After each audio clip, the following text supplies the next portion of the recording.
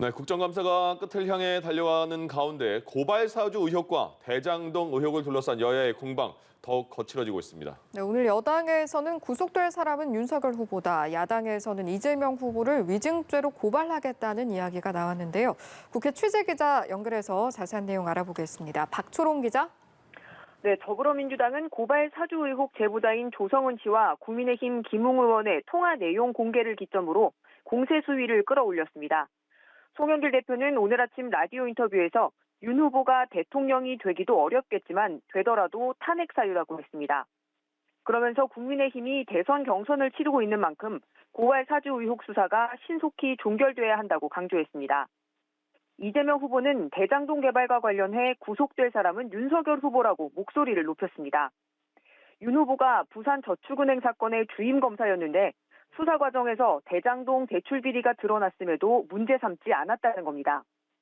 이재명 후보는 SNS에 대장동으로 구속될 사람은 민간 개발 압력을 뿌리치고 절반이나마 공공개발을 한 자신이 아니라 대장동 대출 비리범을 비호한 윤 후보라고 썼습니다. 국민의힘도 강경 대응 입장입니다. 이재명 후보를 검찰에 위증으로 고발할 방침이라고 밝혔습니다. 경기도지사 자격으로 출석한 국정감사에서 대장동 사업의 초과이익 환수 조항과 관련해 말을 바꾸고 거짓말을 했다는 주장입니다. 김기현 원내대표는 민주당이 아무리 부정해도 절대다수 국민이 대장동 게이트를 이재명 게이트로 인식한다면서 재차 특검을 촉구했습니다. 조폭 연루설도 문제 삼았습니다. 김 원내대표는 주변에 조폭의 그림자가 어른거리는 인물을 대통령으로 뽑아선 안 된다고 했습니다. 이와 관련해 민주당은 조폭 연루설을 국감장에서 제기한 국민의힘 김용판 의원과 고발 사주 의혹과 관련한 점정식 김웅 의원을 국회 윤리위에 제소하기로 했습니다. 오늘이 국정감사 마지막 날입니다. 현재 법사위 국감에서도 여야가 고발 사주, 대장동 의혹을 놓고 치열하게 맞서고 있습니다. 이 소식은 잠시 후 다시 전해드리겠습니다. 네, 이번에는 여야 대권 주자들 소식도 알아보죠. 먼저 두 차례 경기도 국감을 마무리한 더불어민주당 이재명 후보, 조만간 지사직을 사퇴하고 본격적인 대권 행보에 돌입할 것으로 보인다고요? 네, 그렇습니다. 경기도 국감을 끝낸 이재명 후보는 본선 준비에 박차를 가할 걸로 보입니다. 이 후보는 다음 주 초께 경기도지사직에서 사퇴해 대선 행보를 본격화한다는 계획입니다. 현재 가장 중요한 과제는 경선 과정에서 치열하게 대립한 이낙연 전 대표와의 만남입니다. 두 사람이 전화 통화는 했지만 지난 10일 경선 이후 회동은 아직까지 없었습니다. 이 전 대표 측은 지지자들을 어떻게 아우를 것인지 고민하는 시간이 좀 더 필요하다는 입장인 걸로 알려졌습니다.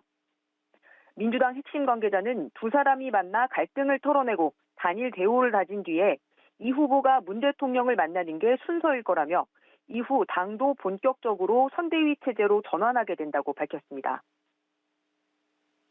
네, 국민의힘에서는 윤석열 대선 경선 후보 전두환 씨가 정치를 잘했다 이런 발언을 한 이후에 계속해서 후폭풍이 이어지고 있네요. 네, 일단 국민의힘 지도부에선 윤석열 후보 발언을 수습하려는 움직임이 이어지고 있습니다. 국민의힘 이준석 대표가 오늘 전남 여수와 순천을 찾았습니다. 이 대표의 호남 방문은 지난 11일 광주 이후 열흘 만입니다. 악화한 호남 민심을 수습할 계획입니다. 김재원 최고위원은 최고위 회의에서 문 대통령이 적어도 부동산과 원전 정책 두 가지만은 전두환 전 대통령에게 배웠으면 좋겠다고 밝혔습니다. 당내에선 사과가 필요하다는 압박도 잇따랐는데요.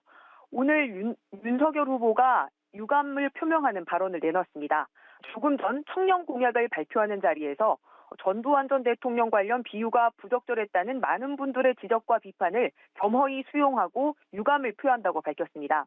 또 앞으로도 낮은 자세로 국민들의 뜻을 받들어 국민들의 여망인 정권 교체를 이루도록 하겠다고 밝혔습니다. 지금까지 국회에서 전해드렸습니다.